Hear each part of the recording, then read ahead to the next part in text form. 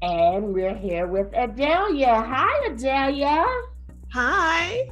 I am so proud and happy to have you on my little old show, girl. You don't know because you know you're a rock star. Oh my. You really are. You are very, very, very well loved. And I appreciate what you're doing. And I'm glad that you're able to come on and introduce yourself to those that might not know you. So, by all means, please tell us a little bit about yourself. Well, my name is Adalia Aborisade. I am I'm the founder of Picky Girls Travel Solo, which is a Facebook group for Black women solo travelers, whether they're beginning solo travelers, advanced, doesn't matter. It is a safe space for Black women to ask questions, share their experiences, all of that. I am a financial educator and the creator of the Financial Confidence Academy. I feel like my personal mission in life is to help Black women master their money so that they can live the life that they want. Because I feel like I'm doing that right now. And, I started off as a K-12 teacher making peanuts and ice water, as my mama used to say. And if I can do it, if I can figure out how to do it, anybody can do it. Well, you had some really good tips and ideas. I think the first time I heard one of your shows, you were talking about, the cost of banking internationally and how you have to figure that out because, the fees will kill you. And some people, they don't really think about that. There's just so many things that people don't take into consideration. So I like the fact that you, what did you call it? Financial confidence? Yes, because what I find with women, and in particularly Black women, it's a lot of, well, I don't know. And that not knowing often paralyzes them. And so I'm like, don't worry about it. I can get you up to speed so that you can move confidently within your finances so that you can make these decisions and make these money moves that are going to serve you without having that fear, that lack of knowledge hold you back. So well, that's huge because it is kind of the biggest thing. People say a lot of cliches about money. But at the end of the day, when you got money problems, all of that is just not true because it affects you in so many ways. If you don't have money, if you don't have the necessary money to do what you have to do, it affects your sleep. You're always anxious, and that's going to affect everything else in your life. You can't relax. Money is a wellness issue, and people don't think about it like that, but it is. Because like you just said, if you don't have enough money to do X, Y, and Z, that then the impact of that bleeds over into the health part of your life. Yeah. So very much, I agree, totally. Yes. And then the thing is too, is like knowing, and I think that the one thing that I, really applaud you and, others that are doing this too, is that you are out there, you're showing people. Like I said, I want to get into your story. You said you was a K-12, teacher, and you're showing people that, I was able to do this. I didn't come from the Bloombergs, No. I was able to do it. But because here's the thing, Adalia, there are just some things that we have not done as a people in a big way. And so we don't know, a lot of us don't know a lot of people who have traveled abroad, let alone pick up and move abroad, right? I always say when I was growing up, the only people I knew that was international, baby, was going or coming from Vietnam. Okay, yeah. That was it. That was about the extent of it. So tell us about, where you're from and just how your journey took you international. I'm from Houston, Texas, where I lived for the first 41 years of my life. I went to university there. But I always, even from being a small kid, I always geeked out about maps. I was always into world cultures and all those things, which I became a geography teacher. So that wasn't a big surprise. I had wanted to study abroad when I was in high school, but like you just said, that's not really something we did. I could not figure out how to make it happen financially. So that was just a dream I sort of put to the side. Life happened. I got married. I had kids. And I started to travel. Actually, I got my first passport when my youngest, was 3 months old. I left her with her daddy and took a group of kids to Italy.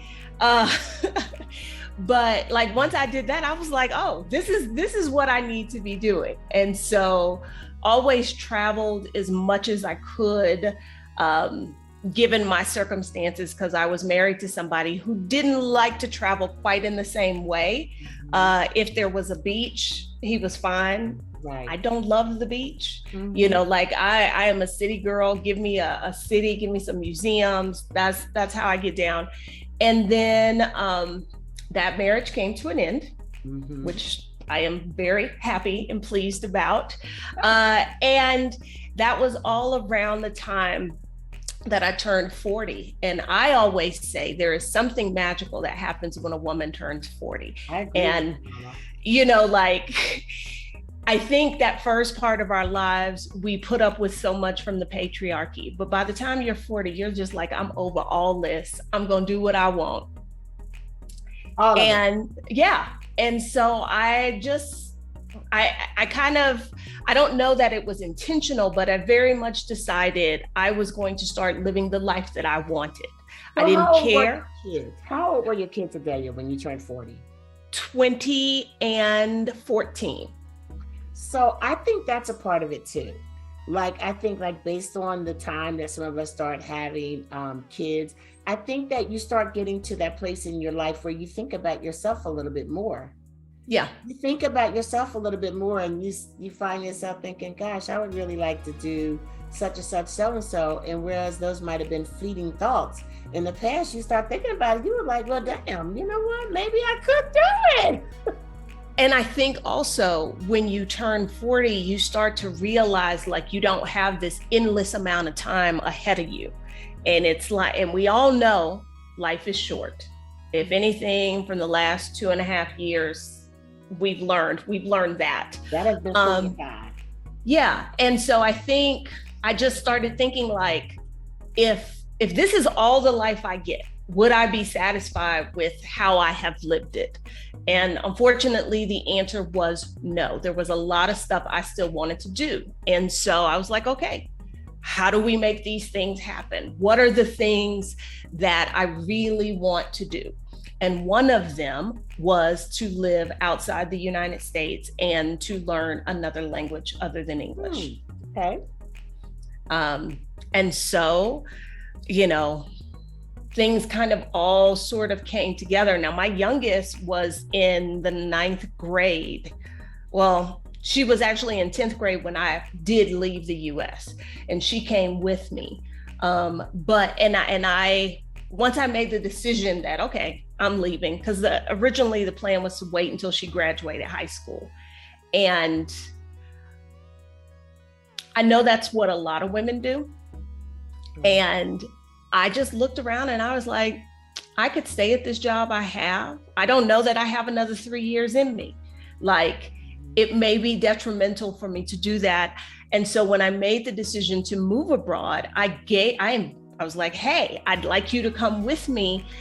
I was fairly open to location. So I said, look, if there's a country that you would like to live in, let me know and I can try and work and find a job there. And she was completely uninterested. She was like, whatever, go do your thing. I'm not coming. And then she was like, nah, that's all right. No haps. Yeah, she was like, nah, that's all right.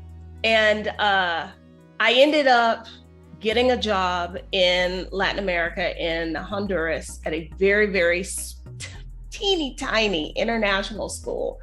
And had been planning this move just for myself. And then at the last minute, she was kind of like, hey, can I come? And I was like, okay. So, because I know Honduras is not a place that a lot of Americans move to, definitely not to Tegucigalpa. And generally, I find when I talk to moms, they're a lot of them, their first question is, well, where can I move with kids? Y'all, they got kids everywhere, you know, so you coming with children is not that much different, but I understand the concern. So yeah, I moved to Honduras in 2016 and haven't really looked back. So, okay, so you were teaching English or? No. I speak English. I do not teach English very well. Although eventually I did end up teaching business English, but that was an accident. For most of my K-12 career, I was involved in the social studies in some way, shape, or form. So history, geography, economics, government, stuff like that. And part of my career, I was an instructional technologist. I helped teachers integrate technology in their classrooms. I did a lot of training, that sort of thing. The job that I found in Honduras, literally, they were looking for somebody who could teach one AP social studies class, but the primary position would be curriculum and instruction and technology integration. So I'm trying to pay attention to you right now because I'm just thinking, my mind is so excited because I just put something together about you. The reason that I think you are so effective in what you do is because of all of your life skills. So, you know, first of all, you have that love for geography, you know, that desire to travel.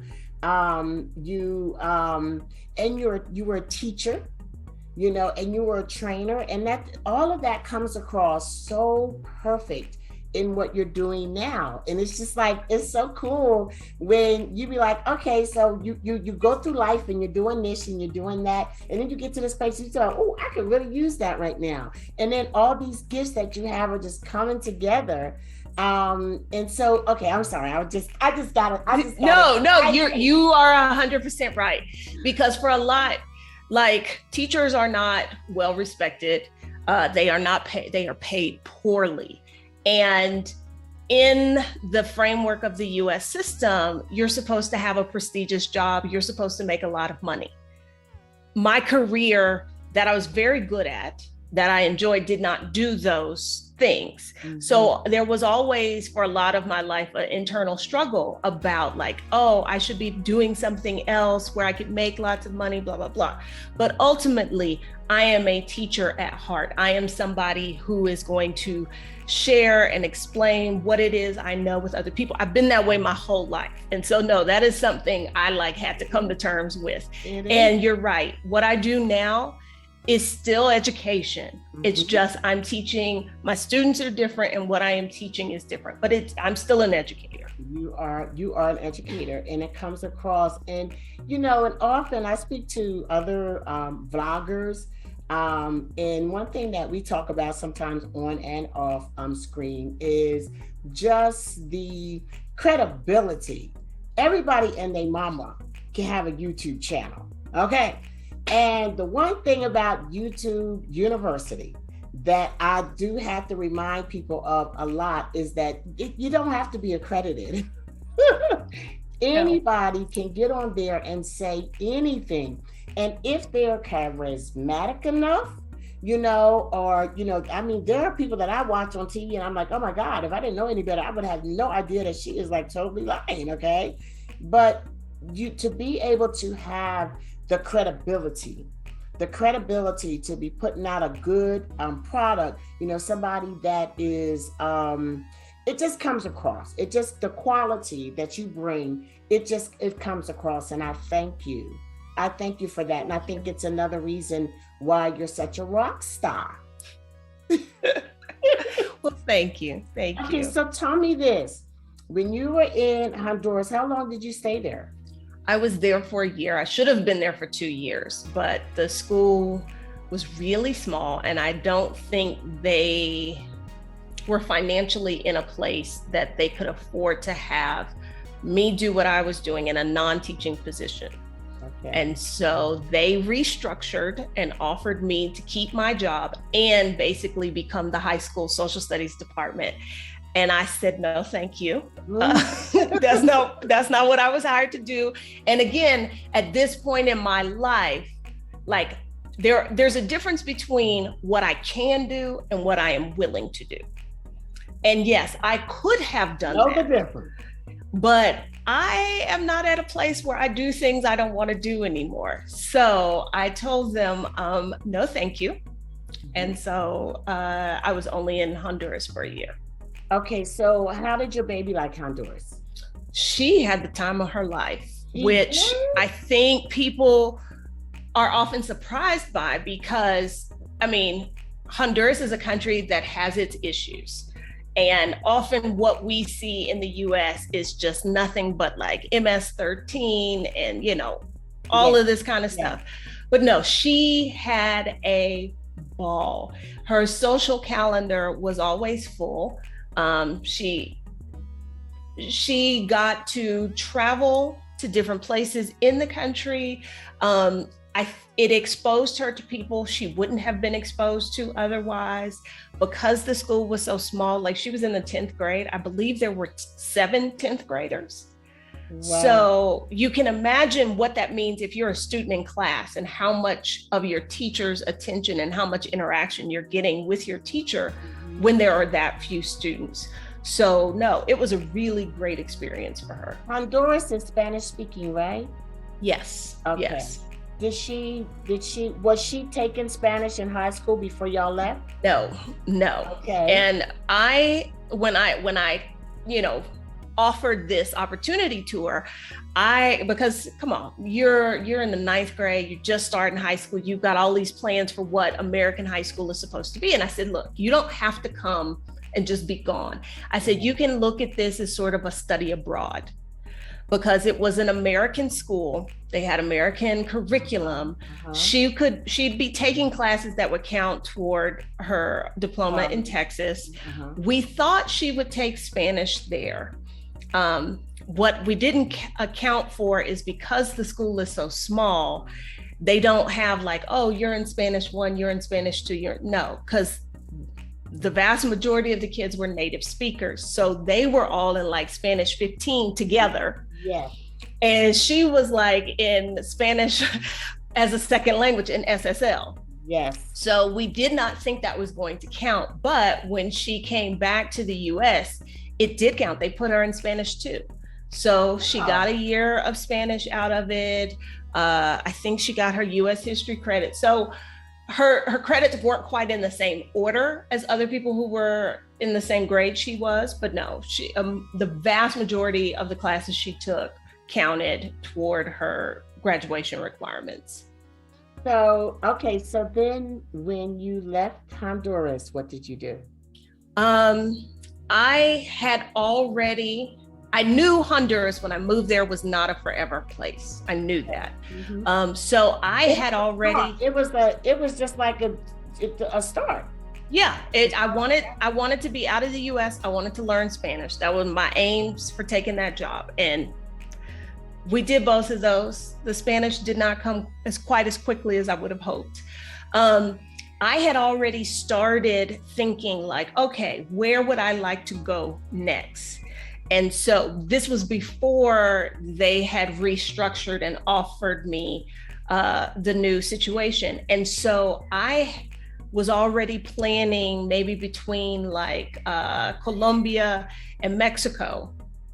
And so when they offered me this new situation and I was not interested, it was very late in the school year.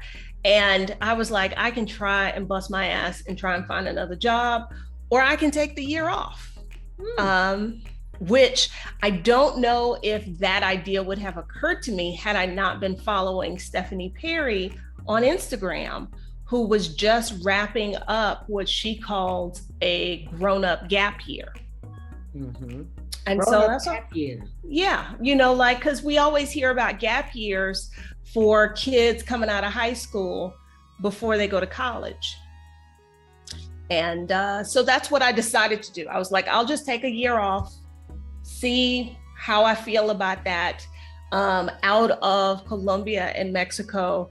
Mexico won, but it wasn't it won by accident. I already had a flight to Mexico for a prospecting trip that then just turned into, oh, I'm moving to Mexico. Did you just fall in love with it? The minute I got here, I did. I really did. When you got to Mexico, you went straight to Mexico City because you're a city. Yes. Because living in Honduras, one of the things, like, I knew I liked to travel. I assumed if an airport had the word international in its name, you could travel internationally. I didn't understand that there are levels to that. Mm-hmm. And the airport in Tegucigalpa only has like 4 gates. There might be 6-8 flights a day. Where the airport, they've moved the airport now, but where it was at the time, it was like on the side of a mountain. And so only pilots with a certain amount of training and all of this could fly there. So the result was there were not a lot of flights and it was really expensive. So as I was choosing a new place, I was like, I need a place with a for real international airport. Yes. So what places, I'm just curious now, because that's really small. So like there were only like a handful of places that they flew? Yes. So like for work, they sent me to a conference in Guadalajara, Mexico. There is no direct flight from Tegucigalpa to Guadalajara. It was like I was flying 12 hours that day. Oh, wow. Everything. Now I could fly between Houston and Tegucigalpa, no problem. There was a direct flight there, but mostly it was San Salvador, Houston, Miami. I'm trying to even think if there was a New York flight. So it just was not an easy place to travel from. Well, that's a good thing to consider because honestly, unfortunately, I did not pay attention to geography. I am not well traveled. I considered myself, I'm not well traveled in the sense that I haven't been to Europe. You know what I mean? Most of my places have just been warm, Caribbean, South or Central, America. So I plan on doing more. But honestly, when you call it an international airport, I would have expected bigger as well. Not knowing that, okay, just because y'all fly to another country, that makes you an international airport when you really like a regional. Yes. You know what I'm saying? It's really more like a regional. So those are kind of little tidbits and stuff that people that don't travel, I'll be like, wow, really? So, they will know to look out for. Okay, so then you ended up coming to Mexico. Did you ever go to Colombia? No. Well, yes and no. For New Year's Eve, the next year, I went to Cartagena, but I still haven't been to Medellin. And that's what it was. I had narrowed it down to Medellin and Mexico City. Okay. So I still need to go check out Medellin and Bogota, but I haven't yet. I have some friends who went to visit Medellin from Panama, and just like was like the guy on Harlem Nights when he called his wife and said, "Baby, I ain't never coming home." They got out there and they was like, Panama is cool, but they really liked Colombia. So they were in Medellin, and actually they left there and have gone back to the States. And they're actually here right now, visiting in Panama. So I just like the fact that we have choices, we have options, and that we're learning how to put them in motion, and knowing that it's okay to say, you know what, I like this, but I think I'll try something else. How cool is that? So tell me one more thing about Honduras. So for me, I like to go to different places and look for Black culture. I think that one of the benefits that we have from being able to so freely go from one country to another is to connect with our people, connect with other Black people, learn that there's a Black history that is not our own, other people have. And then it's so funny too, because you get to see parallels. I find that when Black people are abroad, it seems like to me like military people would say, like if they were in Japan or Korea or somewhere like that, Americans in general would be just have a lot more camaraderie, you know. And I find that, you know, being a Black expat in Panama, I find that we get along, we play well with others so well, you know, being in this environment. But I always like to look for the Black history. Did you find Honduras rich in Black history or no? Yes. Now, how much of it did I get to tap into? Not as much as I would have liked, because I like to travel. And naively, I thought, oh, I'll just bop all over Honduras, not realizing everywhere was 5 hours away. Because of the infrastructure issues. So I envisioned this life where on the weekends, I would bop here, I would bop there. Oh. Well, most places that meant you needed to take a bus and you weren't getting anywhere in less than 5 hours. So, you know, 5 hours there, 5 hours back. But I noticed almost on the day I arrived, maybe the second day, when I noticed folks making the assumption that I spoke Spanish. And I was like, yes. And I was like, oh, they don't know that I'm a foreigner just by looking at me. Yeah. And in Tegucigalpa, we would see some of the people of Garifuna descent, but we did go to Tela, which is on the coast. And so more so in the coastal areas. And so we did get to have some experiences, and my daughter was there for all of that. So that was very nice. But, you know, they've got the same issue we've got in the US, where Black history is not always considered part of the history of the country. So it definitely took some work to sort of seek out those things and those experiences. That's kind of why I do what I do. I do cultural relocation tours. And I think it makes such a difference because we bring people to Panama and we show them, you know, what I wish we could have got together when you were here in Panama. We show them, you know, because there's different sides of it.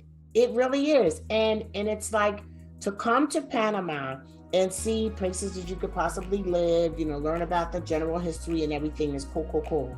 It's a should be, right? But the part that the part is the cultural part.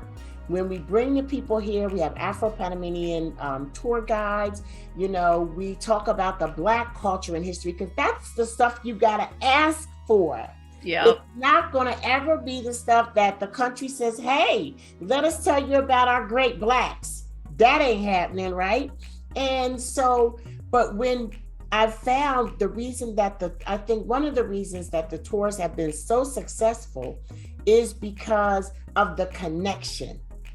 Because they come, they see places to live, but then they get to connect. They get to connect to the culture. They get to connect to the history behind why Cologne looks the way that it does. You know, they get to connect to even the Chinese culture is very interesting here. And then once they do that, when they decide to relocate, they come with a respect. They come with a respect that I think that we ought to teach. We ought to, you know, the US, I don't know about becoming residents in other places, but I do know that the US kind of make you take a little history test, you know, to become a US citizen. And, you know, I'm gonna take a look at that because I remember my husband did it and see exactly what kind of history are they putting on there. What if they was to put history on there that reflected the diversity really of the United States? Believe me, it's none of that. I would bet everything that none of it has to do with other cultures. And so I think that would help people, if people understand where we come from, will help people when they come, not to have all these stereotypes about us that they believe in the media. So I'm always curious about the Black history part. Do you think that people would want to live in Honduras? I mean, did you see anything? I'm sorry, I got so stuck on Honduras. Well, it's not a place. No, it's not. And trying to plan my move there, that was one of the unique issues is There were no expat Facebook groups, definitely none for Black expats. I couldn't find but maybe a handful of bloggers who were talking about their experience moving there. Most people who do move are moving to the Bay Islands because, beautiful white sand beaches. So we're talking about Utila, Roatan, and I can never remember the name of the third one. That's where most people, when they move, that's where they're thinking about. And if you are looking for a beach kind of life, I think those are great places. I have a friend who just finished construction on a home in Utila that they had they were buying the property right when I started working out there. Wow. Is it inexpensive? I mean, it is relatively affordable. Okay. Relatively affordable. Now, they bought a lot and then built a house, but her husband, Handy, does not describe this man. He basically built this house himself, and it's and so that made it more affordable. But I know, like, property taxes, I think it's like $50 a year, maybe. Yeah. And theirs might be a little high, so it can be attractive if that's the kind of life you want. I am a city girl, so I just kept thinking as they were talking about building this house, I was like, well, what are y'all gonna do all day? What's around you?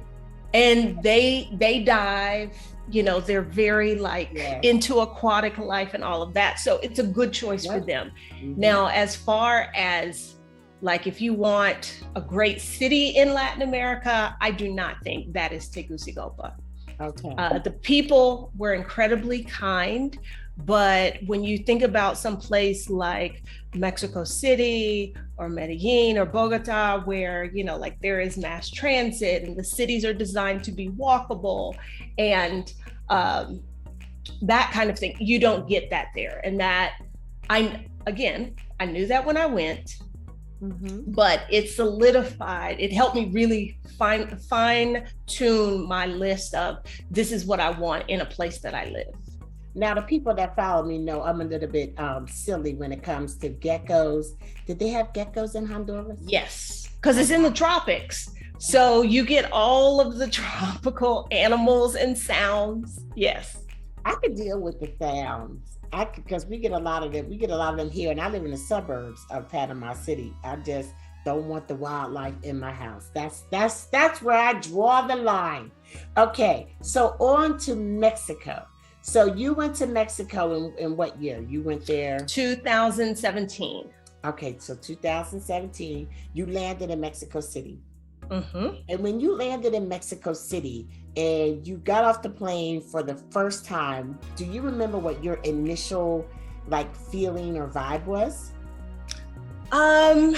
Maybe not when I got off the plane, but once I because I brought my dog with me and I had a little snafu getting her through. Nothing major, but it just took a long time. But once I got to the Airbnb and I'm walking down the street to go get dog food from the OXXO, I was like, okay, this seems like this could be it. What sealed the deal for me was probably when I went to walk the dog.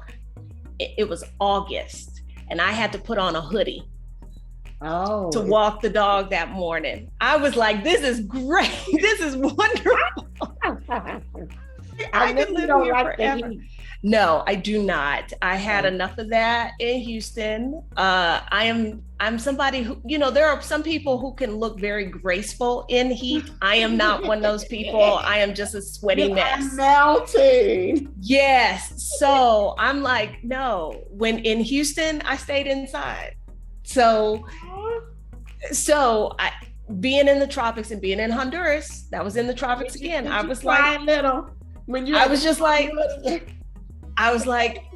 this is not me forever. I gotta find a more temperate climate than this. So what is the climate in Mexico City? Normally, with the exception of the month of May, temperatures range from a high in the low 70s to a low. If it's not winter time, the low would be in the 50s or 60s.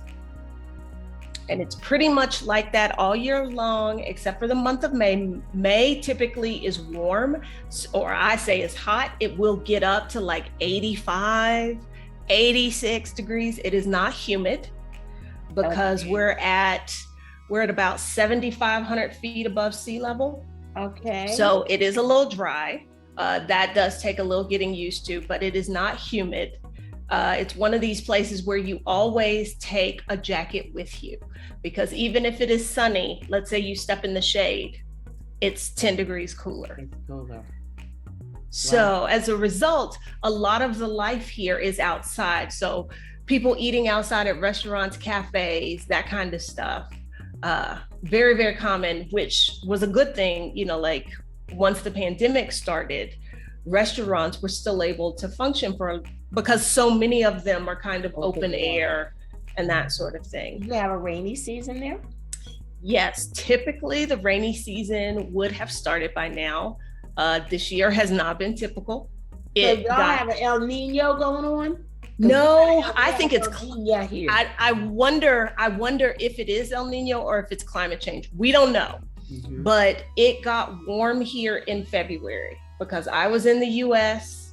I came back in February and it was like 80 degrees. And I was like, what is going on? Why is it so hot? Wow. I had brought back sweaters and hoodies with me, expecting to use them.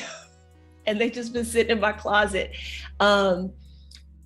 So it is a little cooler, like it's supposed to be, but it has not started raining. The rainy season typically goes from about June through October. And normally, like clockwork, around 5 o'clock, it will rain for about an hour and everybody goes on with their life. It seems to be like here in Panama, like in my neighborhood, like 2 o'clock seems to be like the bewitching hour where we might have just a shower. And I mean, I've gotten used to it. I used to like really like stress over it. Like, oh my God, I hope it doesn't rain on my trips and this and that. But you know something, like you said, is it El Nino? Is it climate or global warming? That's what concerns me. Panama really depends on water, to keep that canal going. And I mean, it's a rainforest, Panama is a lot. And so I think that I try not to curse the rain because I'm grateful that Panama is still doing what she's supposed to, because with all of this, changing and tearing down trees and backfilling and landfilling and, building up, it's built up so much that eventually it will start to affect. But they have some carbon, like zero carbon tolerance now. Here in Panama, which, I just kind of learned that the other day, listening to the president. So, okay, so beaches are not in your life. Not really. I can do maybe 2 days at the beach, and I really just want to look at it. I don't want to be on the beach. I don't want to be in the water. And I know people will hear this and be like, what? No, it's just not my thing. It's not my thing. I get it. I like the sound of it. I like the sound of it. I like being sometimes I like being on the beach when I can just relax. Matter of fact, I go to the beach every month. We go to the Caribbean side and it's just phenomenal. The water is clear. It's calm. There's no crashing waves at all over there. And it's just like getting in a bathtub, so that's it to you. I don't get in pools either. So I definitely understand that. So when when you came to Panama, you just thought, oh my God, the city is so slow. The city is so, I just wanted to get you, girl. I said, I am not a happy person when I am hot. Well, so that was number one. That was number one. It's hot as hell. Okay. Somebody said, so I think that was the first question. So what do you think of Panama? It's hot. And I know that I was there in March and that wasn't even the hot time. So, it was hot. It was humid. Yes. And I really don't like being hot and humid. And I being here has spoiled me. The year I moved in like July, that October, I had already booked a flight to go to Southeast Asia. I caught a really good flight deal and was hitting several Southeast Asian countries. And as soon as I landed in Thailand, which I had been to before, so I knew how hot it was, but I had forgotten because I'd been living in Mexico City, walking around in long sleeve shirts, you know, all casual. Oh, but so living here has made my aversion to heat worse. Wow. So now another thing you said about Mexico is that it's very dog friendly. Dogs are everywhere. Is it like controlled dogs or? Mexico City. Now, because I will see this, I am a member of some Facebook groups that are just Mexico in general. Mm-hmm. And this is where I started to pick up like, oh, the dog culture in Mexico City is a little different than in the rest of the country. Because people are talking about like, oh, there are all these stray dogs and all this. And I am hard pressed to think of more than 2 stray dogs I've seen living in this city for almost 3 years. Wow. Like that just is not a thing. People, no matter what income level they are on, are very like taking care of their dogs. Now we still have like dogs on the roof kind of a thing. I think that's just a general Mexican thing because a lot of people don't have yard space, that sort of thing. Mm-hmm. But if you're walking down the street in Mexico City and you see what you think is a stray dog, I bet if you look further back, there's a human that's attached to it, because Mexican dogs are very good off leash. My dog is not Mexican, so she is not allowed to be off leash because she act like she don't have no sense. She does not know how to behave, and I don't want to be embarrassed. So you're embarrassing me in front of these people. Yes. So, but it's very common here for businesses to put out a water dish for dogs. Wow. Or like I went to a pizza place, they said they were dog friendly, that's fine. As soon as I come in, they take my order, they come back with a platter and a bowl for her. Wow. You know, that's that it. So it seems almost like everyone has dogs here, and I know that's not true, but there are a lot of them. Mm-hmm. And a lot of businesses and whatnot you go to, it's like, yeah, bring your dog in. Like that's just not a common thing. When you go to the convenience store, most of them have a place for you to park your dog. Oh, so you know, so the culture in this city is very dog friendly. I hope that I get to come. So I'm coming to Mexico in November, and I hope that I don't know. I'm going to come and see Mexico City while I'm there, because I don't know when I'll get back out there again. Let me touch on a couple of things. I knew this was going to happen. You know, I get to running out of time. Conversation be so good. I just have amazing guests. Let me just ask you, what is the feeling that you have with regard to, well, first of all, you wanted to leave the States, and why? I would be curious to know why. And then second of all, how do you find you're received as a Black expat in the Mexico City area? I wanted to leave the United States, one, because I was highly cognizant of the fact that the vast majority of Americans are one illness away from financial ruin. And I believe that healthcare is a right, not a luxury. Mm-hmm. And I was like, I want to be able to live a life where I don't have to worry about if I get sick, yes, I'm going to be homeless. There was that. And the other one, for someone like me who is not very religious, although the United States touts itself as being a place for freedom of religion, if you do not ascribe to the majority religion, life can be difficult for you. Mm-hmm. That combined with American individualism, American exceptionalism, like those things don't sit right with me. Mm. And so I was like, there's got to be someplace else that's different than this. Mm. But my main, and I'm not even somebody with health problems, knock on wood, but just as I watched the debates about like Obamacare and all of that, I was just like, are y'all literally telling me that there are only some people who deserve to have medical care? Yeah.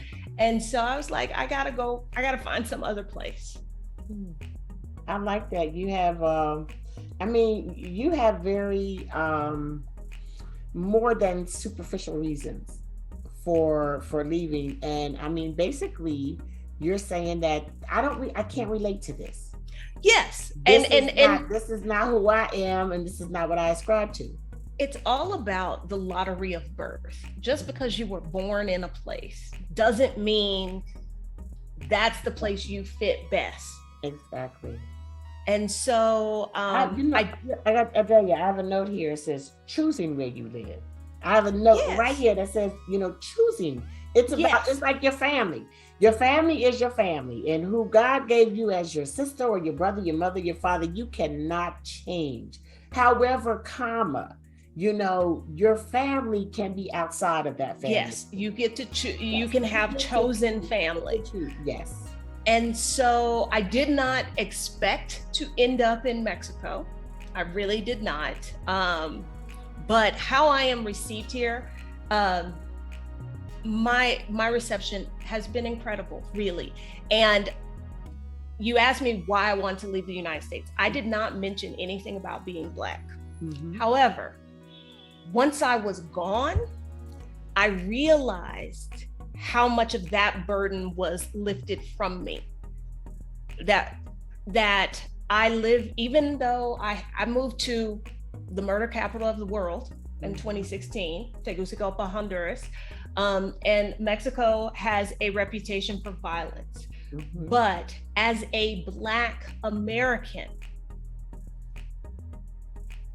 there are many countries that have violence in them, the US being one of them. But being a Black person, there is a particular brand of violence that I am subject to in the US that I am no longer subject to when I live elsewhere. Mm-hmm. So people have welcomed me. I cannot say a negative thing. Now, I also have to mention Mexico is a place where colorism is at play, classism is at play, racism. So I am acutely aware that I have American privilege. You're not naive. I am not naive, but I will tell you, long as I keep my mouth shut, nobody makes the assumption I am American.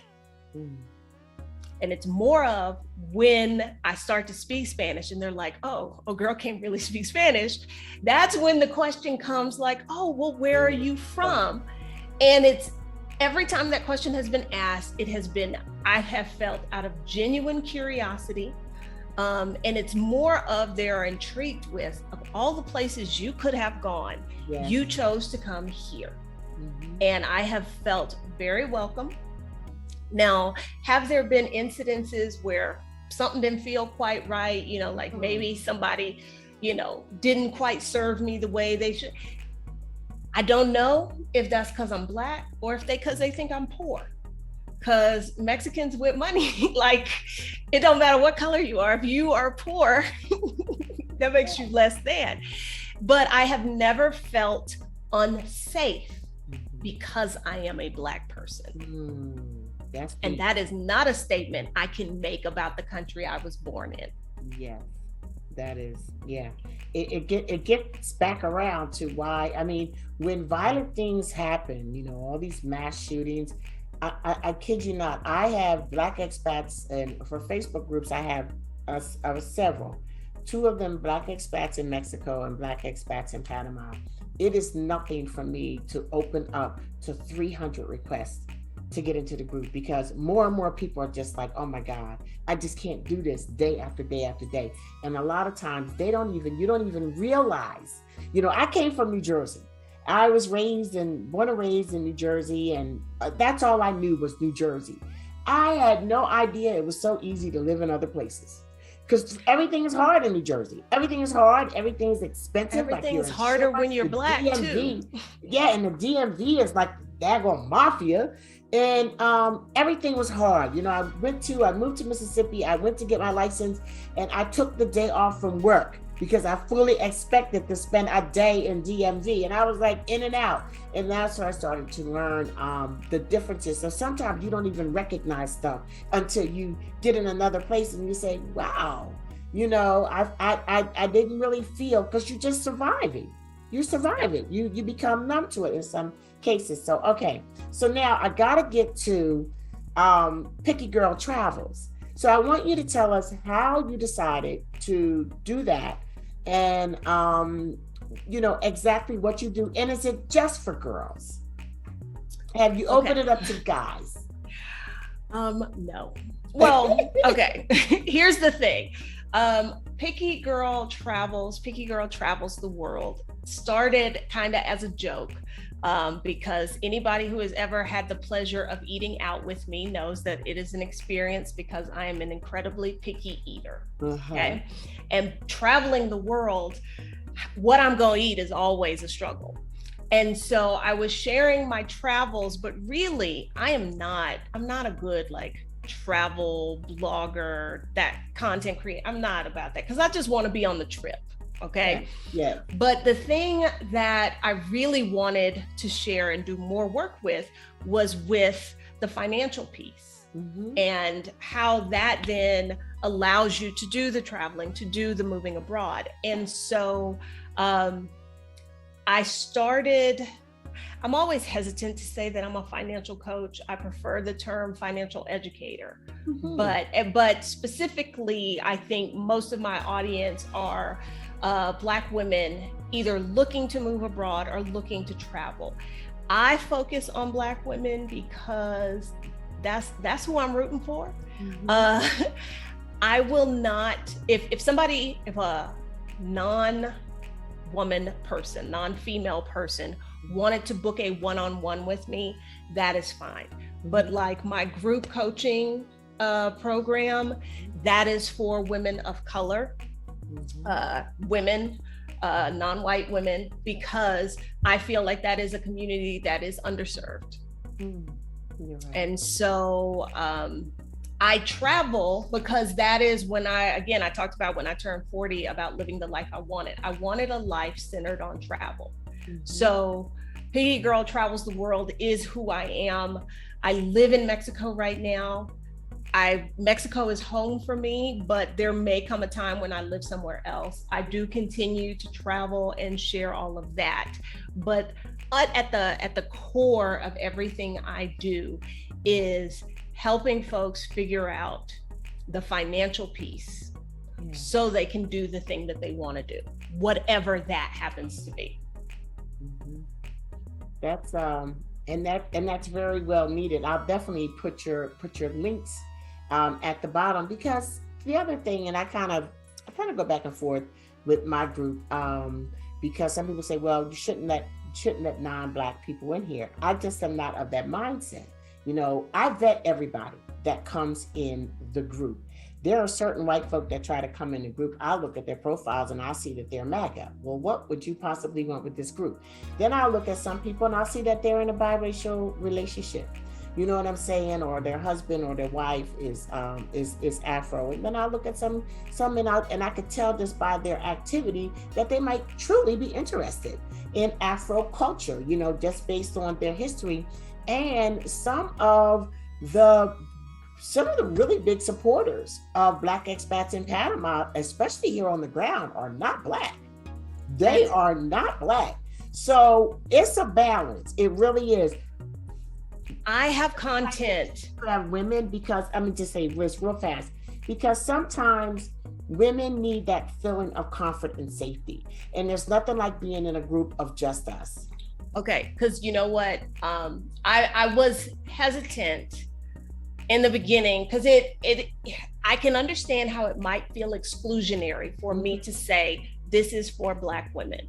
But between the podcast and the YouTube channel, my content is accessible by everybody. And there are dudes who come in the contest and they're like, hey, I'm not a Black woman, but this is useful. So I'm not keeping anybody from accessing the content. Now, when it talks about getting access to my time, I want my time and my effort to very much benefit Black women and women of color. And like you said, women need a safe space. Yeah. Because I am in some groups, or I was in some groups for finances that were just general open, and the misogyny I saw, because a woman could not ask a simple question without folks jumping down. And so no. Yeah. So that's why like my solo travel group is limited to like non-binary folks and Black women, because I want them to feel safe to ask whatever question it is they have. There's no dumb question, and nobody is. Yes. And I appreciate that. I really do. And I know that, you know, this interview and your channel, you know, helps a lot of Black women. And so I'm very happy about that. I have to get ready to go. But before we go, if you would give, because you've been doing this for a while, but hold on. Oh my gosh, I'm gonna get in trouble again. Okay, but what made you make your first video? I never wanted to make a YouTube channel, ever. That is why I started my podcast, because I was like, I can talk, but I don't have to be on the camera. Stephanie Perry convinced me. She was like, you really need to be on YouTube. And she was right. And it took me probably a year and a half of having her in my ear being like, you really need to be on YouTube, that I finally did it. But that I had no desire to be on YouTube. Yes. And then, but you were comfortable with your podcast? Yes. So then you transitioned. Yeah. Okay. So then you transitioned and you finally, you know, went ahead and bit the bullet. And it's amazing how, you know, you have all of these Monday quarterbackers. What do they say? Monday morning quarterbacks. Yeah. Because I do all my little videos myself at this point. And boy, some people really light into me like, girl, that audio was horrible or whatever. I'm like, okay, you didn't pay me for this. You know what I'm saying? It's like people don't realize how much work, you know, some of us do put into it, and they can be just really messy. So then you got into that, and I think that did it continue to grow based out of a need? Yes. That's what happens. You start getting, because people found me. YouTube is the second largest search engine behind Google. So people who were not finding my content before now have been able to.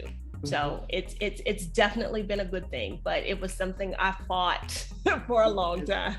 Well, for me, I just had to keep figuring it out. I mean, the group grew from 200 to 5,000, just the Facebook group, from 200 to 5,000 in 2 years. And so of course that changes things. It's like just managing who's getting in, who's getting out, the post and everything like that. It becomes a job, you know, and then people are wanting things. They're wanting resources, they're wanting assistance. And so it gets to a point where it's like, okay, we just can't do this willy-nilly. You know, I'm just not here to build everybody else's business. You know, I mean, you work real hard, you get this following, and then you have people just come in with their net, you know. So I kept having to transition from one thing to another. I had to get a trademark. I had to get an LLC. And now it's like a full-time job. I had to give up hair. Listen, it's trying to make those transitions and trying to have the people who have been with you from the very beginning to understand this is what we're doing now. Yep. So, but tell me this before we go, and this has been wonderful, and I'll make sure everybody can, because you can see what I mean about just your presentation and everything. I could just listen to you for hours. But tell us, if you was to give some advice to expats moving internationally, what would it be based on your experience? Just people moving abroad in general? Oh, there's so many things I would want to say, and I'm trying to think of like, what is the, I think it's always important to have a plan B. because I see folks who are like, I'm leaving the US, I'm going to cut all my ties. We all have the intention never to need to go back, never to need anything, but you just don't know how things will play out. And so I would always say, have a plan B. Don't close that US bank account, even if you never ever set foot in the US again. There may come a time when having it becomes useful, or especially folks who have assets that they intend to leave to people when they are gone, whether they are your children, your siblings, whomever. Not having some kind of financial footprint in the US is going to make all of that more difficult. So if there was only one thing I would say, and I would make that part of your plan B, is to not just assume this is the way it's going to go down. Like, think of the other possibilities and what can you do to prepare that doesn't really cost you anything, doesn't really hurt you, but leaves you another avenue. Yeah, absolutely. Well, I think if you had to just pick one, and I know there are several, that was a good one. That was definitely a good one. So with that, if you just tell us how to find you, I'm gonna let you go and get back on with your day. Okay, all right. Well, you can find me on YouTube at Picky Girl Travels the World, on IG, Facebook, Twitter. I'm just Picky Girl Travels. And if you want to know more about me and what I do, you can go to the website, pickygirltravelstheworld.com. Well, thank you so much for spending time with us. It was so awesome.